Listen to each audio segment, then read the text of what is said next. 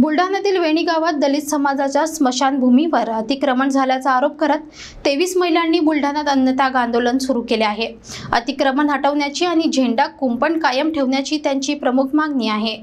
बुलढाणा जिल्ह्याच्या मेहकर तालुक्यातील वेणी गावात दलित समाजाच्या हक्काची जमीन वादाच्या भोवऱ्यात अडकली आहे। समाजाच्या ताब्यात गेलेले 20 वर्षांपासून असलेल्या स्मशानभूमीच्या 2.5 एकर जमिनीपैकी 1 गुंठा जागा गावातील एका व्यक्तीच्या नावावर करण्यात आल्याचा आरोप ग्रामस्थ महिलांनी केला आहे। ग्रामपंचायतीकडे या जमिनीची नोंद असून त्यावर समाजाने स्वतःहून झेंडा उभारून कुंपणही केला आहे। मात्र ग्रामपंचायतीच्या सरपंच आणि सचिवांनी एकाच जमिनीतील एक भाग इतरांच्या नावावर करून अतिक्रमणास परवानगी दिली असा महिलांचा आक्षेप आहे। या प्रकारामुळे संतप्त झालेल्या वेणी गावातील 23 महिलांनी बुलढाण्यात येऊन अन्नत्याग आंदोलन सुरू केले आहे। त्यांची ठाम मागणी आहे, अतिक्रमण तात्काळ हटकावे, कुंपण आणि झेंडा कायम ठेवावा आणि प्रशासनाने याबाबत स्पष्ट भूमिका घ्यावी।